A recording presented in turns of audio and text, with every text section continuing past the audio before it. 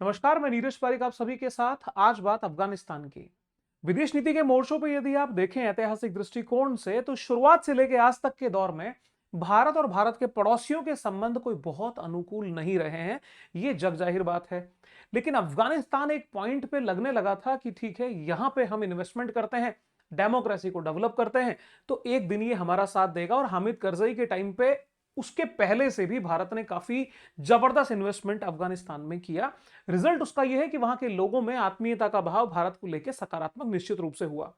लेकिन जब से वहां पे तालिबान गवर्नमेंट आई, भारत के लिए ऐसा लगा था मानो कि हमारा पैसा वहां पे डूब गया और लॉटरी जो है वो फेल हो गई। लेकिन धीरे धीरे समय पलटा। तालिबानी लीडरशिप का भारत के साथ में सकारात्मक रवैया देखने को मिला। भारत ने भले ही तालिबानी सरकार को मान्यता न दी हो, लेकिन धीरे धीरे डिप्लोमेटिक चैनल्स को ओपन करना शुरू किया।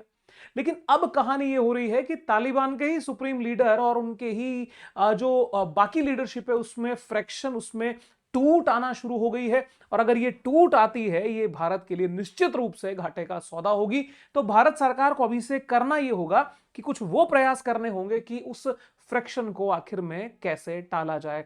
बात की शुरुआत करते हैं। यहां दो शख्सियत आप देख रहे हैं। एक है हिबतुल्लाह अखुंदजादा, ये सुप्रीम लीडर हैं तालिबान गवर्नमेंट के, अखुंदजादा। और दूसरी तरफ सिराजुद्दीन हक्कानी, ये यहां के गृह मंत्री हैं। अब जब बात यहां पे आती है, एक शब्द को नोटिस करिएगा सर, ये हक्कानी। हक्कानी शब्द को सुनते ही हमें लगने लगता है कि भाई ये प्रो पाकिस्तानी होगा। हक्कानी नेटवर्क का आपने नाम सुना होगा। और निश्चित रूप से हक्कानी एक जो भारत की विचारधारा रही है, दारुल उलूम देवबंद की, उसी देवबंद की विचारधारा से अफगानिस्तान के लोग जुड़े रहे हैं। पाकिस्तान का शुरुआती प्रयास था उस 50-60 के दशक में कि कैसे भी अफगान लोगों को देवबंद से हटाया जाए और उसी विचारधारा का एक पाकिस्तानी वर्जन, जिसको हम हक्कानी, उस जो देवबंद का एक दूसरा हक्कानी जो डेवलप किया, वहां से वो लोग जुड़ जाएं। तो ये सर वहीं के स्टूडेंट रहे, उसी विचारधारा से आते हैं। लेकिन फर्क थोड़ा गहरा है। अब इन दो लोगों के बीच में फाइट होना शुरू हुई है, आइडियोलॉजिकल वॉर है। हुआ क्या, आप इस नक्शे को देखिए। यहां पे एक आपको जगह दिख रही है कंधार। भारत के लिए कोई बहुत ये शगुन वाली जगह रही नहीं है, आप समझ गए होंगे इशारा मेरा कहां है। और दूसरा अफगानिस्तान की राजधानी काबुल। दोनों ही शहर पाकिस्तान से कोई बहुत दूरी पर नहीं है। अब यहां क्या हुआ है, बेसिकली ये दो शहर पावर सेंटर बन चुके हैं। ये दो शहरों के अंदर लीडरशिप अपने अपने हक की लड़ाई लड़ रही है। और दिखने में लग रहा है कि दोनों एक चल रहे हैं, लेकिन आइडियोलॉजिकल डिफरेंसेस आ चुके हैं। एक ग्रुप जो है वो देश को किसी और दिशा में लेके जाना चाहता है, एक दूसरी दिशा में। इस ग्रुपिंग के बारे में मैं चर्चा वीडियो में आगे करने वाला हूं। पहले थोड़ा कुछ और चीजों के कॉन्टेक्स्ट को हम समझ लेते हैं। खबर ये आई है कि अफगानिस्तान में तालिबान सरकार के टूटने का खतरा, सुप्रीम लीडर अखुंदजादा और गृह मंत्री हक्कानी के गुट भिड़े, इंटरनेट बैन ने खोल दी अंदरूनी कलह। खबर की और गहराई देखते हैं, लिखा क्या है। अफगानिस्तान में तालिबान के भीतर हालात ठीक नहीं है। हालात इतने बिगड़ चुके हैं कि सरकार ढहने का खतरा मंडरा रहा है। संगठन के अंदर सत्ता को लेकर खींचतान अब खुलकर सामने आने लगी है। बीबीसी की रिपोर्ट के मुताबिक हाल ही में एक वायरल ऑडियो क्लिप से इसका खुलासा हुआ। हालांकि इसकी डेट, जो फिक्स डेट है, वो सामने नहीं आई है। यानी सारी जो कहानी हो रही है, एक ऑडियो जो वायरल हुआ है उससे ये चीजें आई हैं। आप एक बात अफगानिस्तान के कॉन्टेक्स्ट में समझ के चलिए कि अफगानिस्तान की जो वर्तमान सरकार जिस हिसाब से काम कर रही है, वहां पे हर चीज बहुत ही सेंसर्ड है, सीक्रेट है, और लीक होने से चीजों को रोका जाता है। उसके बीच में ये लीक ऑडियो जो है, लगभग 1 साल पुराना ऑडियो है, आज का नहीं है। तो उससे जो मामला बना और बीबीसी ने जब इसको इन्वेस्टिगेट किया, तो क्या निकल के आता है, एक धड़े का नेतृत्व तालिबान के सुप्रीम लीडर हिबतुल्लाह अखुंदजादा कर रहे हैं, जबकि दूसरा धड़ा गृह मंत्री सिराजुद्दीन हक्कानी का है। ये सिराजुद्दीन हक्कानी कोई कमजोर शख्सियत नहीं है तालिबान की, ये बहुत मजबूत शख्सियत है। और जितना पावर और जितना क्रेज आज के टाइम में आप इंडिया में लीडरशिप का देखते हैं ना, वहां पे टिकटॉक का जमाना है, और आज भी टिकटॉक पे बड़ी जबरदस्त फैन फॉलोइंग लेके ये हक्कानी ग्रुप चलता है। इसके बीच में ही फाइट है कि आप टेक्नोलॉजी का यूज करेंगे या नहीं करेंगे। ये ग्रुप है ऊपर वाला, खुंदजादा वाला, ये कहता है नहीं जी, ये फालतू की बातें छोड़िए, कोई कम्युनिकेशन नहीं, कोई वीडियो नहीं, कोई कुछ नहीं। और ये कहते हैं भैया समय के साथ बढ़ना पड़ेगा। मैं यही ग्रुपिंग है आपको समझाने की कोशिश कर रहा हूं। दोनों गुटों की सोच और सत्ता के इस्तेमाल को लेकर मतभेद अब संगठन की एकता पर सवाल खड़े कर रहे हैं। गौरतलब है कि तालिबान ने अगस्त 2021 में अमेरिकी सेना की वापसी के बाद राजधानी काबुल पे कब्जा कर लिया। तब से सत्ता पर पूरी पकड़ के दावों के बीच अब सामने आ रहे संकेत बताते हैं कि तालिबान के भीतर दरारें गहरी हो रही हैं। अब यहां पे आपको वीडियो के थोड़ा जब आगे बढ़ेंगे एक ट्विस्ट मिलेगा तो फिर बहुत सारे कमेंट जो मेरे लिए आते हैं वही आएगा कि भैया आपने फिर जाके उसी को पकड़ लिया जिसको पकड़ना चाह रहे थे। अब करें क्या, ये गंदे नाले का जो सेंटर है ये वहीं जाके ढूंढने में आता है। किसी भी पॉइंट का एनालिसिस करिए, ग्लोबल इशू पे जाइए, आप एंड में जब पहुंचेंगे तो पता नहीं क्यों जो गली है वो उसी घर का इशारा करती है कि भैया पत्थर वहां से फेंका गया था। आगे चलते हैं, यहां हो क्या रहा है तो समझ में आ रहा है कि वहां के सुप्रीम लीडर, जो सुप्रीम लीडर से मतलब होगा धार्मिक नेता से, वो धार्मिक नेता है जो इस्लामिक अमीरात अफगानिस्तान को बना के चल रहे हैं। और ये जो हक्कानी नेटवर्क वाला जो ये मामला है, नेटवर्क माफ कीजिएगा गलत बोल दिया मैंने, ये जो कंधार बेस जो ये फाइट हो रही है कंधार वर्सेस काबुल, उसमें जो सिराजुद्दीन हक्कानी है ये अपने देश को एक अलग डायरेक्शन में लेके जाना चाहते हैं। अब ये ऑडियो लीक के अंदर ये जो आया था तो कुल मिला करके ये अखुंदजादा की सर केवल 2 ही तस्वीरें आज तक वायरल है, उनमें से ये एक है। उसमें इन्होंने बोला था कि भैया आपस में लड़ो मत वरना हमारा जो अमीरात है ये नष्ट हो जाएगा। अब आप देखिए कि इंटरनेट पे जब बैन चल रहा था तो इंटरनेट का बैन एक ऐसी चीज है जो वर्तमान में आपकी आवश्यकता नहीं, आपके लिए ऑक्सीजन से के बराबर की लगभग ये वैल्यू रखने लगती है। जिस जगह आपने सुविधाएं दे दी, आप सुविधाओं को अगर काटेंगे तो जनता विरोध करती है। या तो आपने वो टेक्नोलॉजी कभी दी ही नहीं होती, उनको उस चीज का अनुभव ही नहीं होता, लेकिन जब सुविधाएं बढ़ी तो लोगों को उसकी आदत हुई और जब आपने उसको पीछे लिया तो मन ही मन विरोध के स्वर जो है वो बुलंद हुए हैं। अब यहां पे बात को समझिए, इस पूरे जो स्क्रीन पे आप देखेंगे तो तालिबान के काबुल और कंधार गुट के टॉप लीडर्स को देखिए। हिबतुल्लाह अखुंदजादा ये सुप्रीम लीडर, ये बेसिकली अखुंदजादा जो है ये कंधार गुट से आते हैं मेरे दोस्तों, समझिएगा। ये कंधार गुट से आने वाली जो स्काई ब्लू कलर में है ये अब्दुल हकीम है, मोहम्मद हसन है और नेदा मोहम्मद है, एक शिक्षा मंत्री है, एक चीफ जस्टिस है, एक प्रधानमंत्री हैं। तो कुल मिलाकर के वो लोग जो थोड़े रेडिकल अप्रोच को रखते हैं या जो कट्टरवादी विचारधारा में हैं, जो महिलाओं की जीरो एजुकेशन पे बात बोलते हैं, जो कहते हैं कि भैया हम किसी के लिए जवाबदेह नहीं हैं सिवाय अल्लाह के जवाबदेह हैं। अब तुम यहां पे लीडर नेता बनके हमसे सवाल जवाब करोगे तो तुम्हारी कोई औकात नहीं। बाकी जो लोग हैं ये काबुल बेस ये कहते हैं कि भाई हम मंत्री बने बैठे हैं, हमें कुछ काम तो करने दो। ये कहते हैं तुम्हारा काम सिर्फ यही है कि जो आदेश मिले उसको मान लो। अब क्या डिफरेंस क्रिएट हुआ वो अब उसको दिखाता हूं। सबसे पहले यहां पे जो ये सिराजुद्दीन हक्कानी है, सिराजुद्दीन हक्कानी के बारे में जानिए। वर्तमान में काफी बड़ी पोजीशन गृह मंत्री की लिए हुए हैं। इस आंतरिक मामलों के इंटरनल अफेयर्स वगैरह जो होम मिनिस्ट्री है उसको ये संभालते हैं। जिस समय पे अमेरिका इस एरिया के अंदर शासन कर रहा था या कब्जा करके बैठा था, उस समय पे अमेरिका का सबसे प्रबल विरोध करने वाले तालिबान लड़ाकों में से इनका नाम था। वहां की जो पब्लिक है, पब्लिक में एज ए हीरो इनकी इमेज बन गई। दूसरी बात यह है कि इन्होंने एक समय पे 2017 में काबुल के अंदर जर्मनी का जो दूतावास हुआ करता था उसके बाहर एक विस्फोट कराया था, जिसके अंदर लगभग 8 या 10 लोगों की डेथ की खबर जो है वो सामने आई थी। उसके बाद में अमेरिका ने लाख कोशिश करी लेकिन सिराजुद्दीन हक्कानी पकड़ में नहीं आया। जब पकड़ में नहीं आया तो वहां की जनता में वो एक हीरो के रूप में उठ गया। उसके बाद के अंदर टिकटॉक वगैरह वहां चलते थे, वीडियो वायरल हुए और एक मजबूत पकड़ जो है इस व्यक्ति की आ गई। एक समय पे इतना कट्टर अमेरिका का एकदम बोलते ना कि एकदम पूरा टारगेट में ये हुआ करता था। उसी समय ये जो अखुंदजादा हैं, अखुंदजादा सुप्रीम लीडर की भूमिका में अमीरात जब बना तो इनकी जो आइडियोलॉजी है वो बेसिकली रही है कि धर्म के हिसाब से चलेंगे जी, शरीयत के अकॉर्डिंग चलेंगे, 100% लेफ्ट राइट भी एक सूत पर नहीं होने देंगे। अब वो नेटवर्क बात करता है कौन सा वाला, जो इनका हक्कानी वाले जो लोग हैं वो ये कहते हैं कि भाई आप लोग थोड़े लिबरल बनो क्योंकि पैसा भी चाहिए, बैंक भी चाहिए, कनेक्टिविटी भी चाहिए, दूसरे देशों से रिलेशन भी चाहिए, महिलाओं को शिक्षा भी देनी पड़ेगी, सब कुछ ठीक करना पड़ेगा वरना देश चलाएंगे कैसे। और ये बाबा जी एक बात बोलने लगते हैं, बोलते नहीं, पैगाम ऊपर से आया है, यहां से जो निर्णय होगा वो करना पड़ेगा। अब इनके हालात जो हैं वो टाइट होने शुरू हो चुके हैं। अब इस स्थिति के अंदर अगर आप प्राइमा फेसिया देखेंगे, क्योंकि ये महिला एजुकेशन के भी खिलाफ है, सब चीजों के खिलाफ, तो एक जजमेंट आप लोग कर रहे होंगे कि भाई इस हिसाब से अगर ये जो हक्कानी गुट है जो प्रोग्रेसिव थॉट लेके चल रहा है, जो ये दूसरे देशों से रिलेशन रखने की बात करता है कि रिलेशन रखिए, बैंकिंग नेटवर्क डेवलप करो, इंटरनेट दो, इलेक्ट्रिसिटी दो, एजुकेशन दो, इस्लामिक वैल्यूज को अपने साथ रखते हुए, और ये कहता है भैया 100% रेडिकल चलेंगे। बताइए कौन सा ठीक है?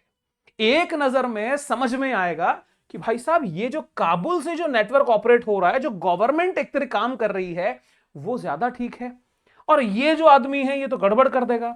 सर देखो, ये वहां के लिए क्या अच्छा और क्या बुरा है ये हमारा मुद्दा है ही नहीं। हमारा मुद्दा है हिंदुस्तान के लिए क्या बेहतर होगा। हिंदुस्तान के लिए बेहतर होगा यदि ये गुट आगे आता है। तो अब आप कहेंगे जी ये कैसे पॉसिबल है, ये रिलेशंस वगैरह डेवलप करने की बात करते हैं, ये तो सब चीज के लिए मना करता है। बात समझिएगा, खतरा दूसरा है। अफगानिस्तान के अंदर अफगानिस्तान की सेना से भारत को खतरा नहीं है। भारत के लिए तनाव बनेगा वो देश जो बहुत दूर से, 7 समंदर पार से यहां अपना कब्जा बढ़ा रहे हैं, वो इनकी उपस्थिति में मजबूत होंगे और इसकी उपस्थिति में उनको डाइल्यूट होना पड़ेगा। जैसे कि 2001 में अमेरिका अफगानिस्तान में घुसा था, 2011 में टारगेट पूरा किया, जो भी किया पड़ोसी पाकिस्तान में, और उसके बाद 2021-22 तक वहां टिके रहे। क्या ले रहे थे? अब समझिए, फिर वो दौर घूम के आएगा, फिर यहां पे वो एंट्री लेंगे, फिर वो भारत को समस्या पैदा होगी। कैसे? इसलिए इस ग्रुप की आइडियोलॉजिकल जो फाइट है उसमें इंडिया के फेवर में ये विचारधारा जाती लग रही है। अब आप इस नक्शे पे देखिए, भारत और अफगानिस्तान की अगर लैंड बॉर्डर देखें हमारे जो ओरिजिनल मैप में, तो लगभग 106 किलोमीटर की यहां पे ये ड्यूरेंट लाइन लगती है। काराकोरम आई थिंक ये कुछ एरिया आता, अभी तो पीओके का वैसा हिस्सा है ये, लेकिन भारत से 106 किलोमीटर ये ड्यूरेंट लाइन टच होती है। अफगानिस्तान और भारत के बीच में यदि आप आजादी के बाद से देखें तो क्योंकि इसकी स्थितियां बहुत अनुकूल नहीं रही, बहुत पहले रशिया का या मतलब यूएसएसआर का इंटरफेरेंस, उसके बाद के अंदर अमेरिका आ गया, अमेरिका गया, कुछ दिन की डेमोक्रेसी यहां पे अमेरिका के दौर में चली, लेकिन उसके बाद के अंदर तालिबान की एंट्री होना। अब तालिबान जो वर्तमान सरकार वहां काम कर रही है, क्योंकि सुप्रीम लीडर ही तो सर्वे सर्वा है, वो सर्वे सर्वा की अच्छे कनेक्शन रशिया से हैं।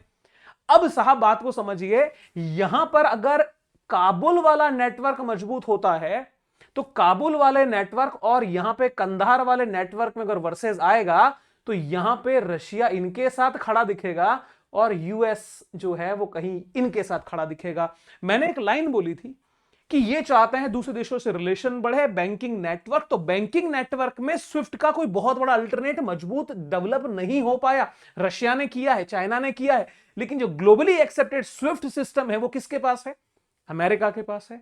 इनको अगर बैंकिंग सिस्टम या ग्लोबल इकोनॉमी में इंक्लूड होना है तो क्या चाहिए? डॉलर। सर जिस समय पे ये यहां से रवाना हुए थे और इन्होंने जब ये पूरा मामला सेटअप देखा था, इन्होंने बहुत बड़ी मात्रा में अफगान जो फंड्स हैं ग्लोबल लेवल पे वो अमेरिका में फ्रीज कर दिए थे। आज भी कई अरबों डॉलर फ्रीज पड़ा है अफगानिस्तान का। हक्कानी गुट जो है ये वो पैसा भी चाहता है। अब साहब आप यहां पे खबर पकड़ो ईरान की। आपको यह बात कल भी हमने चर्चा की थी कि ईरान खतरे में चल रहा है।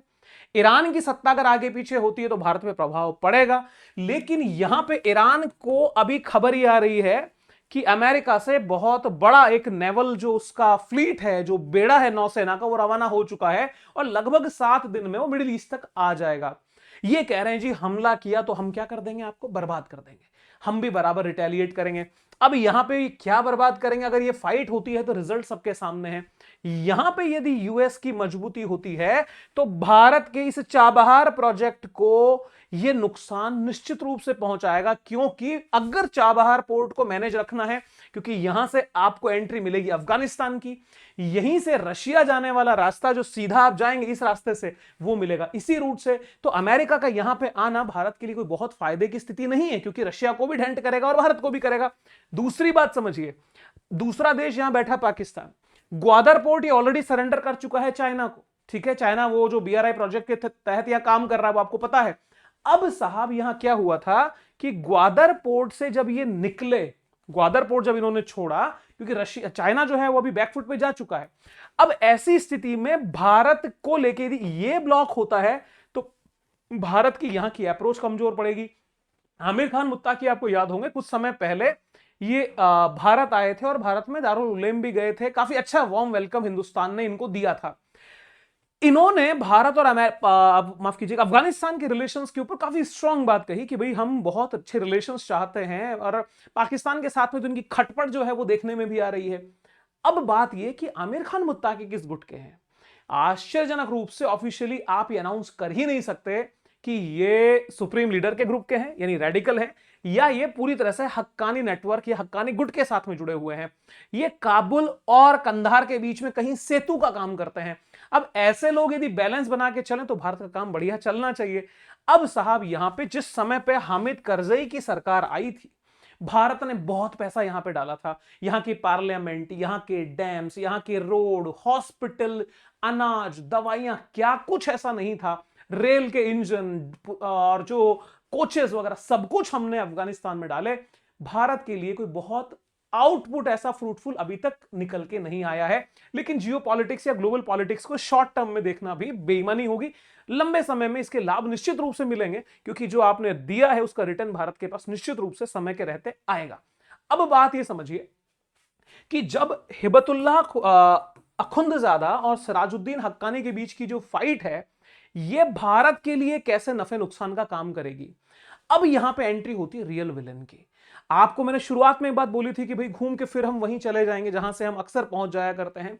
साथियों, इस समस्या की जड़ के अंदर जो देश आ रहा है वो इस तरफ आप देख सकते हैं। ये दोनों का चित्र कीर स्टारमर है, ये ब्रिटेन के प्राइम मिनिस्टर हैं, और आप जो हैं आपको तो दुनिया जानती ही है। कल इन्होंने भारत के ही एक टेक्स्ट कामा सूत्रा को भी कोट कर दिया था पार्लियामेंट में। बड़ा गजब का माहौल वहां हो गया था। क्यों किया उसके संदर्भ की चर्चा फिर कभी मौका पड़ेगा तो करेंगे। यहां पे ट्रंप जब इनके साथ में मिले थे कुछ समय पहले, इन्होंने कहा था कि यार मजा नहीं आ रहा, कुछ तो करना पड़ेगा, डिफरेंट करना पड़ेगा। मैं अमेरिकन को कैसे समझाऊं कि I want to make America great again. तो बोला बाबू क्या करना चाहते हो। बोला ऐसा करेंगे, बैक टू अफगानिस्तान चलते हैं। अफगानिस्तान जाओगे, वहां करोगे क्या। उन्होंने कहा कि यार देख वहां कुछ और है या नहीं है। ये चीन ना बड़ी मेरे को आंख दिखाता है, चाइना बड़ा आंख दिखाता है, तो कंट्रोल करने के लिए ये बगराम एयरबेस काबुल के पास में, इसको तो कम से कम अपना अपना लेते हैं। बगराम एयरबेस, बगराम एयरबेस शायद मैं अगर गलत नहीं हूं तो दुनिया का सबसे बड़ा एयरबेस है, और उस एयरबेस को अमेरिका ने यहां डेवलप किया था। अब बेतरतीब तरीके से छोड़ के चले गए, पीछे जो कुछ बचा उसके ऊपर तालिबानियों ने अपना हक ले लिया। ये चाइना के बहुत करीब पड़ता है, और चाइना का जो न्यूक्लियर सेटल इंस्टॉलेशन है वो भी इसके एकदम जद में आता है। तो बोला कि इस एरिया को ले लिया जाए तो कैसा रहेगा। अब ये बगराम एयरबेस आप देख सकते हैं काफी विस्तृत है, इंडिया टुडे ने इसको कवर किया था। 3300 एकड़ सर, 3300 एकड़ लैंड में ये फैला हुआ है। विस्तार क्या है आगे देखिए, इसमें लिखा था कि US says it aims to retake Bagram for surveilling China. Surveillance समझते हैं ना, नजर रखना, निगरानी रखना, सतर्क रहेंगे चाइना को लेकर, चाइना के ऊपर पूरी नजर यहां से डालेंगे। तो बगराम एयरबेस से किसको देखेंगे ध्यान से, चाइना को देखेंगे। ये जब बातें शुरू हुई थी इसको हमने वीडियो में कवर किया था। अब बात यह है कि जिस सेकंड ये लोग रवाना हुए 21-22 में आनंद फानन में भागे थे हवाई जहाज भर भर के, वहां की जनता सोच रही थी भाई जा कहां रहे हैं।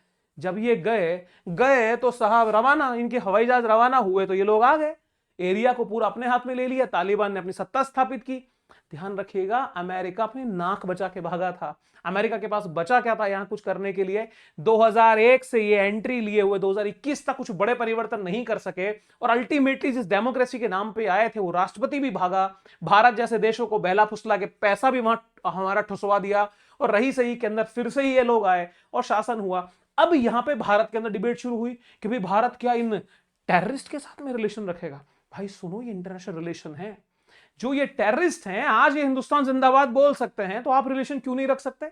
और टेररिस्ट होकर के अगर ये सत्ता अपने हाथ में ली है, ये विचारधारा है, आप लोकतंत्र को सर्वश्रेष्ठ मान के इकलौते लोकतंत्र का झंडा गाड़ के अगर घूमोगे तो दुनिया के कितने देशों से संबंध रख पाओगे। यही तो आफत है कि हमारे रिलेशन बहुत सारे देशों से नहीं इसलिए डेवलप हो पाते क्योंकि उनकी आइडियोलॉजी अलग है। अब आइडियोलॉजी का अलग होना गलत होना नहीं होता। आपके विचार क्या है कमेंट बॉक्स ओपन है, बताइएगा। तो ये लोगों की एंट्री हुई, ये लोग जब एंट्री हुई तो साहब इन्होंने एंट्री कोई मजाक में नहीं ली, इन्होंने बहुत लंबा संघर्ष लड़ा। इनके संघर्ष को यदि आप उस जजमेंट में मत जाइए कि भाई ये उस रिलीजन वाले एंगल पे देखोगे तो जियो पॉलिटिक्स कचरा हो जाती है।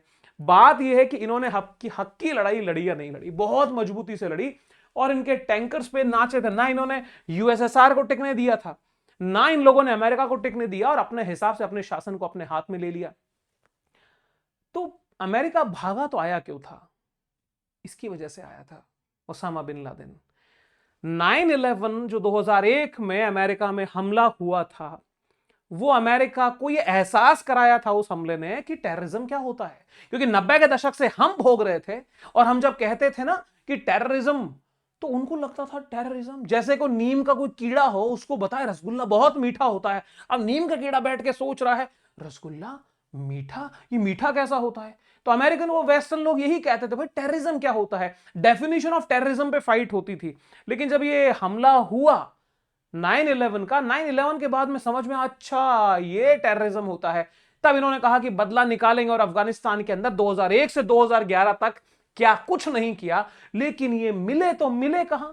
मिले तो मिले अपनी उस माशुका के घर में। माशुका का घर एबटाबाद, एबटाबाद पाकिस्तान में। और एबटाबाद की जो लोकेशन है वो डीप पाकिस्तान के अंदर आती, कोई बहुत अफगान बॉर्डर के नजदीक भी नहीं है। अब साहब जब ऐसी घटना हो गई तो अमेरिका की नजर, उस समय भी रिपब्लिकन्स ने बड़ी आलोचना की थी पाकिस्तान की। अब असीम मुनीर जैसे लोग वर्तमान में जिस क्राइसिस से जूझ रहे हैं, क्योंकि इसके पास में इसका एक ग्राहक हुआ करता था चीन। मेरी भाषा के लिए माफी चाहता हूं सर, कड़वी बात है, सुन लीजिए। पाकिस्तान का एक ग्राहक हुआ करता था चीन। अब चीन ने कहा कि भैया अब ना, अब हम जाएंगे, अब हमारे पास पैसा तुम्हें देने के लिए नहीं है। अब पैसा कौन उड़ाएगा? तो साहब डांस किसके सामने शुरू हुआ? ट्रंप के सामने। प्रमाणित करता हूं कैसे। प्रमाणित यूं मेरे दोस्तों कि ग्वादर पोर्ट पे जब चीन था, जिसके हवाले कर दिया, ये बलूचिस्तान प्रांत है, बलूचिस्तान प्रोविंस, तो बलोचों की सरजमी को इन्होंने कब्जाया हुआ है। इस जगह पे जब चीन अब ने कहा कि जी हम अब पैसा नहीं दे सकते, तो बगल में एक छोटी सी जगह ढूंढी कि आपको ये हम है ना पोर्ट आपको दे देंगे, न्यूज दिखाऊंगा आपको भी। तो आप जोड़िएगा इस बात को कि ईरान में इधर से एंट्री, यहां पे आकर के चाबहार पोर्ट में हमें समस्या होगी। दूसरी बात, पाकिस्तान के इस हिस्से के अंदर लाकर के अमेरिका को बिठाने का एग्रीमेंट इन्होंने किया। अब ईरान वाले लीडर जाएंगे। अब ये लोगों ने क्या किया कि रेयर अर्थ मिनरल्स में फाइट हो रही थी चीन से। अब बगराम एयरबेस क्यों चाहिए? चीन को सर्वेलांस करना है। दूसरी बात, इनके पास में रेयर अर्थ मिनरल्स के कुछ खजाने निकले बलूचिस्तान के इलाके में। तो ये लोग चले गए। ऐसे मिनट आप देखो ना कैसे हाथ बांध के गुलाम खड़ा है मालिक के सामने, आप देखिए पोजीशन। और ये खुश कर रहा है सी मुनीर इसको कि साहब देखो ये चीजें हैं। अब इसने कहा कि भैया ठीक है, तुम्हारे नए ग्राहक अब हम बनेंगे। क्या दोगे? बोले बलूचिस्तान का इलाका देंगे, वहां पे आओ, पेट्रोलियम निकालो। इसके दिमाग में क्या फूटी, इसने एक बात कह दी कि हो सकता है किसी दिन पाकिस्तान इंडिया को तेल बेचे। अरे भाई अब मैं कुछ और बोल दूंगा, वो ना इधर उधर निकल जाता हूं फिर जोश आएगा तो। लेकिन बात यह है कि ये बिक गए इस रेयर अर्थ मिनरल्स में, क्योंकि चाइना ने इनके नाक में नकेल डाल दी थी उसी रेयर अर्थ मिनरल्स को लेकर के। लेकिन उसी रेयर अर्थ मिनरल की नीलामी करने के लिए उन्होंने कहा कि आओ पधारो हमारे देश, बलूचिस्तान आ जाओ, सब मिलकर के इस जगह को एक्सप्लॉइट करेंगे ढंग से। खबर देखिएगा, Asim Munir Pak PM show Trump rare earth minerals during White House meet, और कई मिलियन यूएसडी की ये डील यहां पे डन हो गई। अब जनाब दूसरी खबर भी देखिए, Pak ask Trump to develop port on Arabian Sea close to Iran Chabahar. Chabahar के पास में एक पोर्ट है, वो डेवलप करने दिया जाएगा। और the civilian port will be located in Pasni. ये पासनी क्या है? एक town in Balochistan, Gwadar district. मेरे दोस्तों ये ग्वादर पोर्ट ऑलरेडी दिया है, ये बॉर्डर आ जाती है ईरान की, यहां पे चाबहार है दूसरी तरफ। Just a second. Okay fine. So Gwadar port, और ग्वादर पोर्ट के बाद में यहां पे ये जगह देखिए, ये है पास नहीं। इन्होंने कहा कि भैया यहां चीन को हमने पहले बेच दिया है, अब ये इलाका आप ले लो। अब आप सोचो कि रेयर अर्थ मिनरल्स के लिए और इस पोर्ट के लिए अगर यूएस आता है और इस इलाके में भी यूएस, तो आप जरा सोच के तो चलो, चाइना यहां से जब जा ही चुका है तो यहां पे तो सिर्फ एक ही बात निकलेगी, पाकिस्तान की तो गवर्नमेंट बिक गई, महिला याद है ही। ये गवर्नमेंट जब बिकी तो अब ये नक्शा क्या कहेगा कि ईरान में यूएस, ग्वादर पोर्ट के इस हिस्से के आसपास में यूएस। और रही बात इस बगराम एयरबेस की, तो बगराम एयरबेस किसके करीब है? काबुल के करीब है। हक्कान ग्रुप क्या कहता है कि नए देशों से रिलेशन, बैंकिंग नेटवर्क और वहां फंसा हुआ डॉलर, ये वो सब, तो ये किसे नीलाम कर सकते हैं? ये नीलाम कर सकते हैं इस एयरबेस को। तो अगर यहां पे एंट्री होती है तो यहां पर फिर से यूएस की एंट्री, और अल्टीमेटली डेंट और डैमेज जो मिलेगा, मेजर जियोपॉलिटिकल जो लिवरेज इसका खत्म होगा इस इलाके में, वो रशिया है या नहीं है। क्योंकि यहां से आज रशिया प्लान करता है अपने एक नए रास्ते को खोजने का कि वो एशिया के अंदर आ सके, और रशिया के इंटरेस्ट में भारत का इंटरेस्ट समाहित था, है, आगे का नहीं कह सकते क्योंकि जियो पॉलिटिक्स है। तो यहां पे इस रूप में देखा जाए तो भारत और अमेरिका के बीच में जो थोड़ा बहुत अभी फ्रिक्शन चल रहा है, और जिसको लवी डवी करके पाटने की कोशिश है कि इंडिया से इंपॉर्टेंट तो कोई है ही नहीं, Modi is a very smart person. भैया स्मार्ट पर्सन है, तुम्हें जान चुके हैं, तुम्हारे साथ में नहीं आएंगे और नहीं ही जाना चाहिए। भारत की पोजीशन मजबूत किस कंडीशन में होगी कि भारत जब एंटी यूएस मूवमेंट्स को ओपनली आगे लेके जाएगा, अपने ग्रुपिंग्स को मजबूत करेगा। और आप इतिहास देखिए, दुनिया के लिए वेस्ट ने समस्याएं पैदा की है। ईस्टर्न, एक प्रॉब्लम बताइए कि पूर्वी देशों ने दुनिया को कोई दंश दिया हो या समस्याएं दी हो, लेकिन पश्चिम की तरफ से गुलामी इंपीरियलिज्म आया तो कहां से आया? वेस्ट से आया। आपने दुनिया को कॉलोनाइज किया तो किया वेस्ट ने किया, इंडस्ट्रियलाइजेशन करके दुनिया को तबाह कर दिया तो वेस्ट ने कर दिया। आज रिन्यूएबल एनर्जी के नाम पे विरोध करता है तो वेस्ट करता है। क्यों करता है? आइडिया है, रिन्यूएबल एनर्जी आएगी तो बायोफ्यूल की डिमांड घटेगी। बायोफ्यूल अगर डिमांड घटेगी तो क्रूड ऑयल को पूछेगा कौन?